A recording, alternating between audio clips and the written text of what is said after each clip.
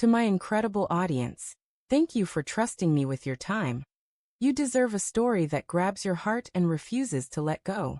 What you're about to read will pull you through heartbreak, suspense, and the shattering reality of betrayal, step by painful step.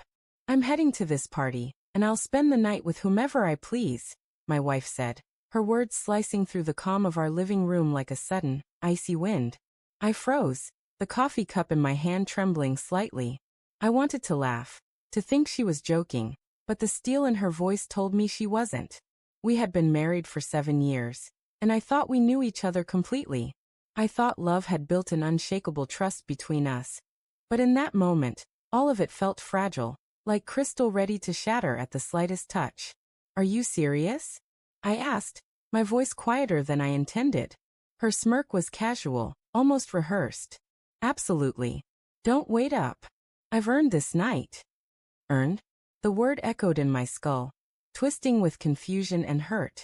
I wanted to reach across the room, to pull her into some fragile semblance of connection, but she stepped back, already half-dressed for the evening, the perfume on her wrist mocking me with its unfamiliarity. That night, I didn't sleep. I sat on the edge of our bed, staring at the darkened ceiling, replaying her words over and over. My mind refused to accept them. This wasn't her. This wasn't us. But a gnawing suspicion began to crawl through my chest, one that I tried to smother with denial. She had never been the type to speak with such blunt disregard, not without reason.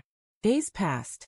I tried to distract myself with work, with calls to old friends, with anything that could pull me out of the spiral. Yet I noticed the small things that didn't add up. The unexplained late nights, the phone always face down, the faint scent of another perfume. Each little clue felt insignificant alone, but together they formed a puzzle I wasn't ready to complete. It was on a Thursday evening that the first real fracture appeared. I came home early from a business trip, hoping to surprise her. Instead, I found a stranger's coat draped over the chair in our hallway, his cologne lingering in the air. My chest tightened. I called her name softly, and she appeared calm, with a glass of wine in hand. "You're home early," she said, as if nothing were amiss. I tried to swallow the lump in my throat. "Who was here?" "Just a friend," she replied, waving it off, but her eyes flickered ever so briefly, a shadow betraying her rehearsed calm. I wanted to confront her, to demand the truth, but fear held me back. Fear of losing the life we had built, fear of what I might discover. So I waited, observing quietly, gathering pieces like shards of glass. Over the following weeks, my suspicion hardened into a tense vigilance.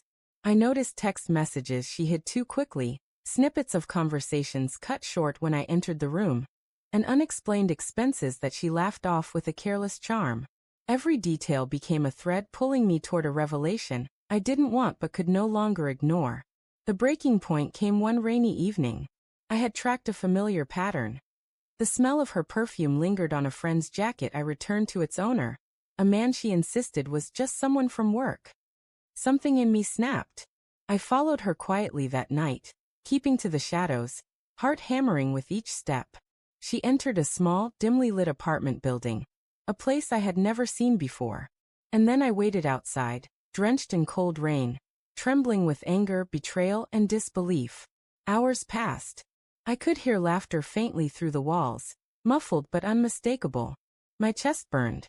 I realized I had spent my life trusting someone who no longer recognized our bond.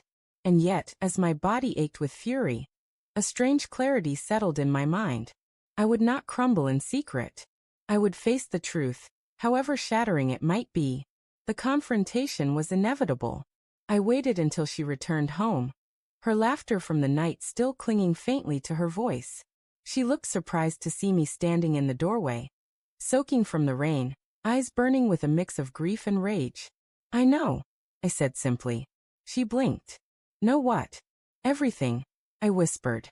"The texts, the nights out, the lies." Her face shifted, a flicker of panic that quickly became something colder, more resigned. "You followed me?" she asked, almost in disbelief. "I loved you," I said, my voice shaking. "And I trusted you. That trust, it's gone now." She didn't speak. The silence stretched between us like a chasm, deep and unyielding. I packed my bag that night. I didn't scream, I didn't beg, and I didn't cry.